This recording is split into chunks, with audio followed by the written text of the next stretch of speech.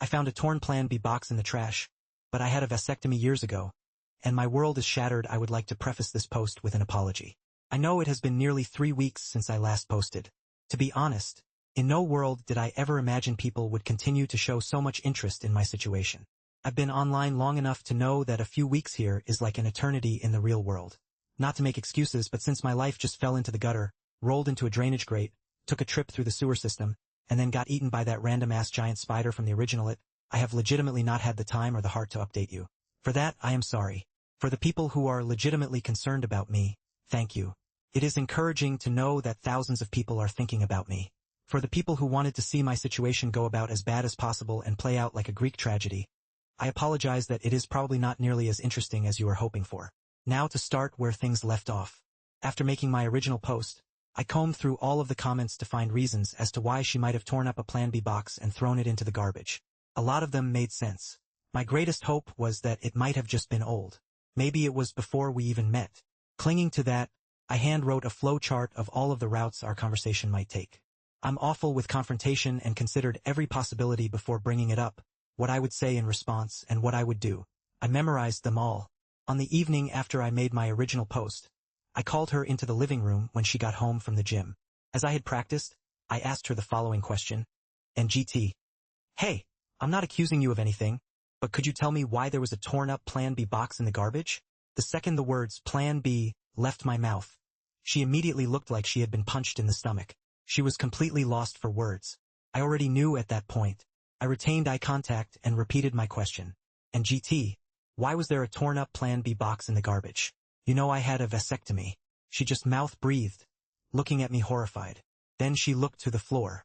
Then she started weakly sobbing. This was not on the flowchart.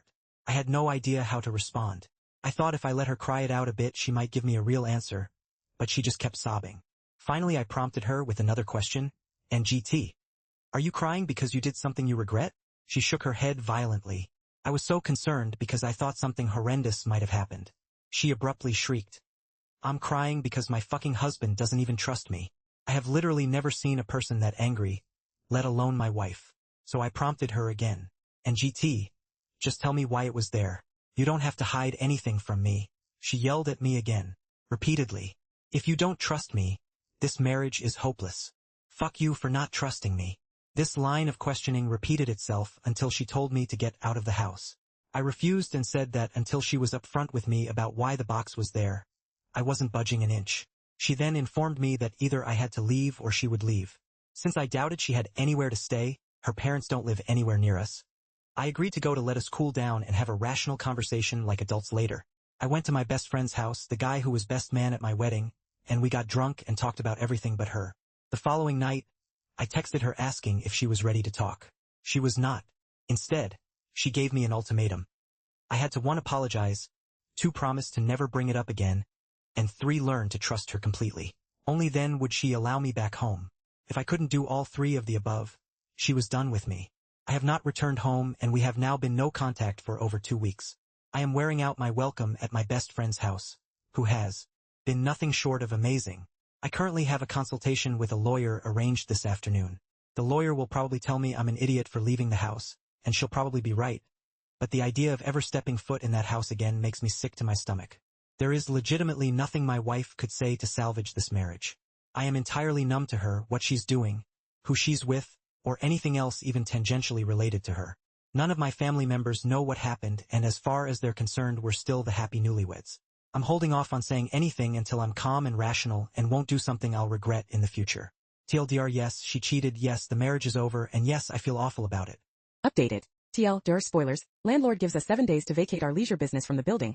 He thinks we can't empty the business during lockdown, and proceeds to advertise our equipment for sale to our competition. We sell everything in 7 days and destroy the rest. Enjoy no rent and the loss of your potential buyers. I work for a leisure company, think soft play, indoor soccer, laser tag. Can't be specific prior to lockdown. Managers and the big bosses were negotiating the renewal of the lease on one of our parks. Things were going mostly smoothly, however, the landlords were difficult to contact. Then 2020 shit hit the fan. All of our sites were closed and everything was thrown into a mess. Negotiations began to slip down the priority list. Nobody thought the landlord would push an eviction for an expired lease during this period, especially with it still getting rent despite the site's closure, and the closure of every business and restaurant in the immediate area. We were wrong. A few days ago we received a letter saying we had 7 days to leave the premises and take everything with us. We are reminded that anything left in the building after 7 days will become the landlord's property. That line is very important. Now a lot of construction goes into installing our equipment into a new building, which makes emptying one even harder. Add a lockdown with no staff and most businesses shut. It meant that saving much of our assets would prove to be extremely difficult. To lose a profitable site and all of its assets is definitely a blow to our company. But here is where it gets worse.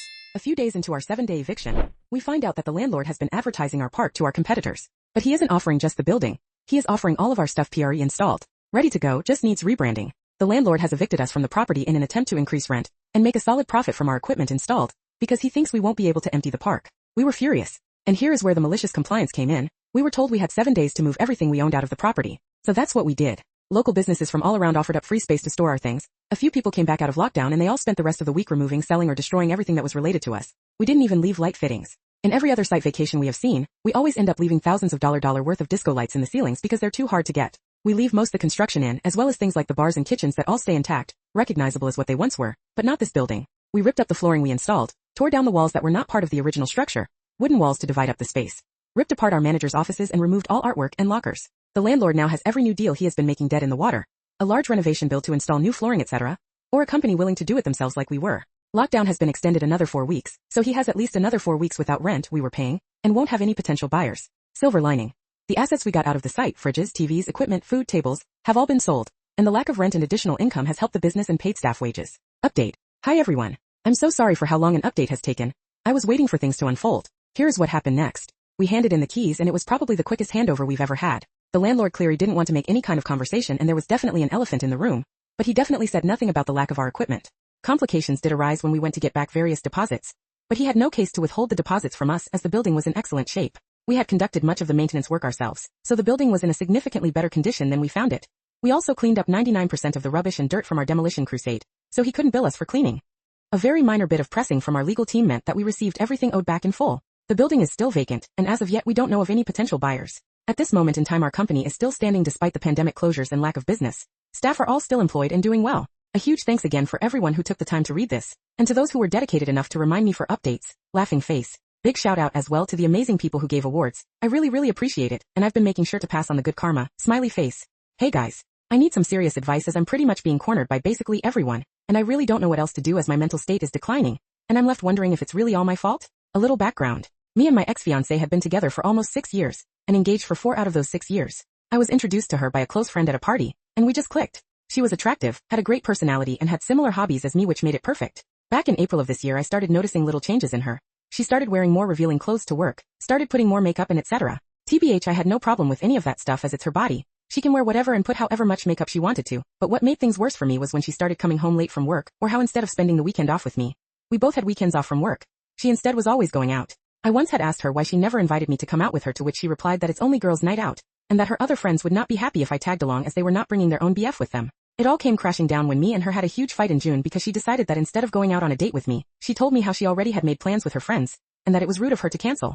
That was it for me. I fucking blew up at her, and we had huge fight which resulted in her packing her bags and leaving. I didn't hear from her for almost a week. None of her friends knew where she was, and heck, none of her folks even knew what was going on until she finally contacted me and wanted to talk. Imagine my surprise when she confessed to me that there was another guy involved, and how all this time she was hanging out with him when all this time she was lying to me about hanging with her friends. I fucking blew up. I wanted nothing to do with her, and was going to break up with her until she got on her knees and begged me to give her a second chance, which my dumbass self did, but only after she revealed everything to me, and she did. It made me fucking sick to my stomach, but in the end I forgave her and told her to delete all contact with the other guy, and that I expect her to have no contact with him going forward, which she promised, and things kinda went back to before. Heck, we were even spending more time together, but that feeling, that trust wasn't there anymore. Everything was kinda okay until 2 weeks ago a friend of mine who was visiting another city which was 3 hours from where I lived sent me a picture with the message, "Sorry bro, that broke my already broken heart into a billion of little pieces." The picture was of my ex-fiancé at a mall 3 hours away from where we lived holding hands with some stranger who I didn't know. I fucking broke down. I was heartbroken. She was a bitch, a piece of shit, especially since I thought she was at work while in reality she was 3 hours away holding hands with her lover.